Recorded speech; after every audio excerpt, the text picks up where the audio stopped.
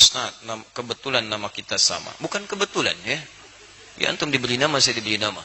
Sama-sama Adi, cuman belakangnya aja beda. Hehe.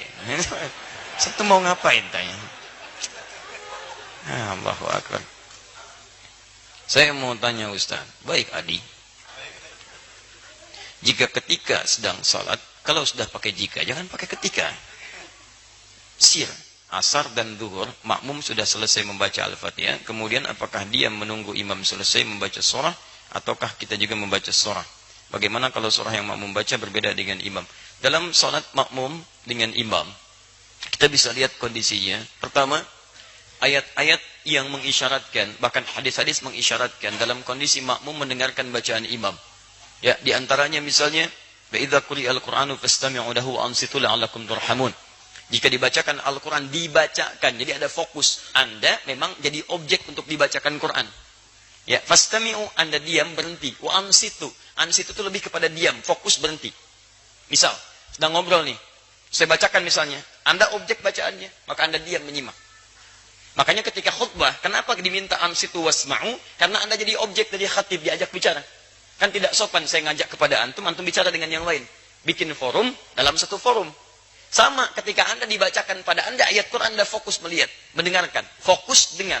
Dan tidak ada fokus paling dalam kecuali saat sholat. Imam membacakan, mohon kepada Allah dan bacaannya mewakili Anda. Makanya ketika diperdengarkan pada Anda diam, simak baik-baik. Ketika bacaan diperdengarkan kepada Anda, diam, simak baik-baik. Maka Nabi menyampaikan, innama ju'ilal imamu liyutamma bihi, fa qira'atul imam qira'atul ma'mum. Imam dijadikan untuk diikuti. Bacaan imam itu bisa mewakili bacaan makmum. Ketika Anda menyimak, mendengarkan. Nah, apa bagian yang disimak itu? Bacaan-bacaan Quran. Dari sebagian yang disimak ini ada yang diikuti. Apa diantaranya?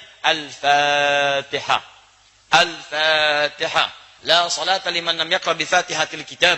Tidak sempurna salat seseorang ketika bisa baca Al-Fatihah, dia tinggalkan Al-Fatihahnya. Ini maksudnya dalam salat berjamaah. Imam baca Al-Fatihah, makmum punya peluang.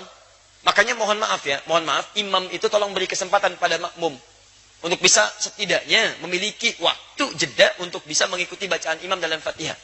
Anda bisa jedakan dalam setiap ayat. Misal, Alhamdulillahi Rabbil Alamin. Jeda sebentar. Makmum mengikuti dalam hatinya. Alhamdulillah Rabbil Alamin. Ar-Rahmanir Rahim. Antum ikuti misalnya. Bisa antum kalau baca hadar misal seperti dalam tarawih. Alhamdulillahi Rabbil Alamin. Ar-Rahmanir Rahim. Maliki Yaumiddin. Antum panjangkan itu, sambungkan sampai waladdallin misal. Antum jeda sebentar supaya makmum punya kesempatan untuk membaca Al-Fatihahnya. Batas paling minimal kata para ulama 3 ayat. Kalau antum baca dari Bismillah sampai Ar-Rahmanir Rahim. Kenapa boleh 3 ayat? Karena ayat terpendek dalam satu surah Al-Quran, surah terpendek di Quran adalah diukur dengan 3 ayat. Inna a'tainakal kautsar, fasalli lirabbika wanhar, inna syani'aka huwal abtar. Itu terpendek. Karena surah terpendek 3 ayat, maka setiap surah dipandang cukup ketika dibacakan 3 ayat dengan kadar yang sama dengan Al-Kautsar. Kalau Anda sudah Ar-Rahmanir Rahim, imam baca surah, Anda diam simak di sini. Dengarkan, dengarkan, dengarkan. Itu yang dimaksudkan. Di Al-Fatihah diikuti, adapun surah setelahnya Anda dengarkan dan simak dengan baik. Paham sampai sini? Baik. Jika tidak mampu mengikutinya karena sudah ruku, imam meruku, Anda nggak usah baca Al-Fatihah. Karena imam itu diikuti. Imam ruku, Anda ruku. Imam sujud, Anda sujud. Jadi begitu Anda misalnya datang, sholat, misal kita kasih contoh. Antum imam. Bismillah. Ini, kiblatnya ke sini mas. Nah, ya. Baik, ruku. Nah, datang ini. Masbuk. Bismillah. Baik, lihat baik-baik. Sebentar, pertanyaan saya, kenapa antum masbuk? Hah? Orang lain bisa tepat waktu, antum masbuk, kenapa antum masbuk? Jangan dibiasakan mas, sholat itu penting. Antum dahulukan kepentingan akhirat. Jangan diulangi lagi ya. Yang lain bisa datang tepat waktu, antum masbuk, luar biasa. Siapa nama antum? Mas Faiz, bukan masbuk. Jangan masbuk, ya Mas Faiz. Jangan diulang ya. Awas antum, hati-hati. Cita-cita masuk surga, masbuk lagi. Tahan sebentar, antum sedang sholat. Ini posisi sedang rukuk. Beliau datang terlambat. Ya.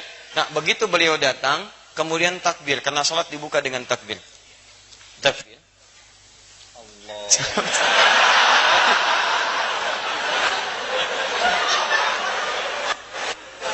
Sabar ya.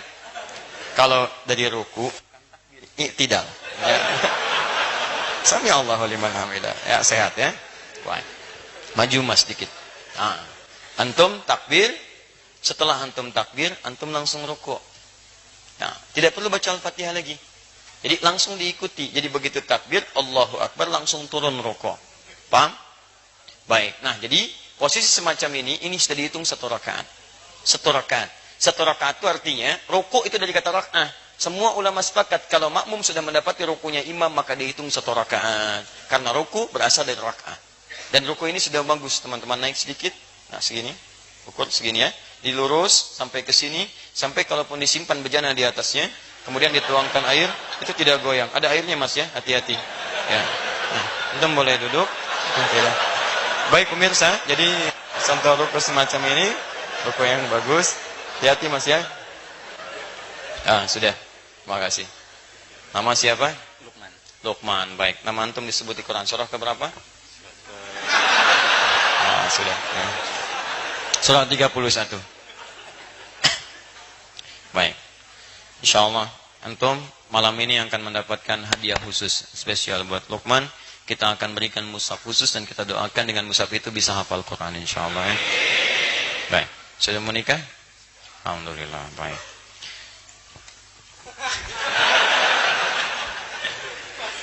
Faiz. Baik. Jangan masbuk lagi ya. Teruskan. Baik. Jadi antum langsung ikuti, kemudian bacaan rukuknya ikuti itu. Sekarang persoalannya, bagaimana kalau sholat sir?